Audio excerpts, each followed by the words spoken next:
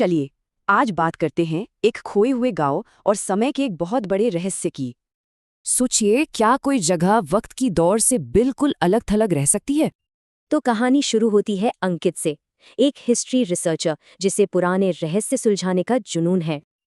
और फिर उसके हाथ लगती है एक पुरानी डायरी। इसमें जिक्र है काल गांव का, जो नक्शे से गायब है। बस इसी एक पहेली के सहारे अंकित निकल पड़ता है हिमालय के अनजान रास्तों पर। एक छिपे हुए रास्ते पर अचानक सब कुछ बदल जाता है। अजीब सा सन्नाटा छा जाता है। जब धुंध छटती है तो सामने होता है एक गांव जो लगता है जैसे वक्त में ही जम गया हो। यहाँ की जिंदगी मानो किसी और ही सदी में जी रही हो, एकदम धीमी, शांत। वहां उसकी मुलाकात होती है मुखिया देवराज से, जो उसे उस जगह का असल राज बताता है। गांव के बीचों बीच है एक प्राचीन शिला, एक पत्थर जो बाहर के वक्त को यहां आने ही नहीं देता। पर इस बेहिसाब वक्त के तोहफे की एक बहुत बड़ी कीमत भी चुकानी पड़ती है। यहाँ शांति तो है, पर तरक्की नहीं। कोई बीमारी आ जाए तो उसका कोई इलाज भी नहीं है।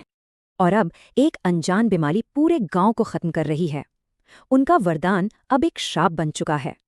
पर देवराज एक उम्मीद जगाता है। 100 साल में एक बार दुनिया से जुड़ने का एक मौका मिलता है, और अंकित ही उनकी मदद कर सकता है। वो बाहरी दुनिया की रफ्तार झेल सकता है और वो तैयार है।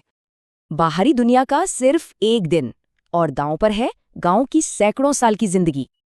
और जैसे ही वो बाहर निकलता है, आज की दुनिया का शोर और रफ्तार उस पर हावी हो जाते हैं। एक एक सेकंड कीमती है। वो शहर भागता है, दवाइयां लाता है, वक्त हाथ से निकल रहा है। वापसी का सफर और भी मुश्किल है, जैसे वक्त की 2 लहरें उसे अपनी अपनी तरफ खींच रही हों।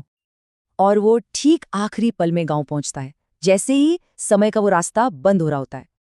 अंकित कामयाब हुआ। दवाइयों से गांव में फिर से जिंदगी लौट आई।